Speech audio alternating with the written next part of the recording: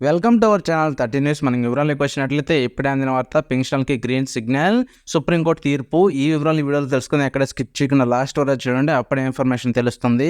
ఇక మనం వివరాలకు వచ్చినట్లయితే ఓటింగ్ ప్రక్రియ వచ్చే నెల 3వ తేదీ ప్రారంభించేందుకు అధికారులు సహనాలు అయితే చేస్తున్నారు.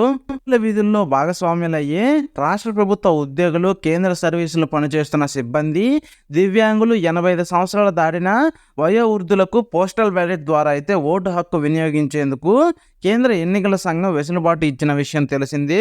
ఆ అవకాశం ఎంచుకునే దివ్యాంగులు లేదా వయోవృద్ధులకు మాత్రమే కాకుండా కొంతమంది తీవ్రంగా అయితే ప్రయత్నిస్తున్నారని సుప్రీంకోర్టు, వివిధ హైకోర్టులకు చెందిన 21 మంది రిటైర్డ్ న్యాయమూర్తులు సుప్రీంకోర్టు ప్రధాన న్యాయమూర్తి డివై చంద్రచూడ్కి లేఖ రాశారు.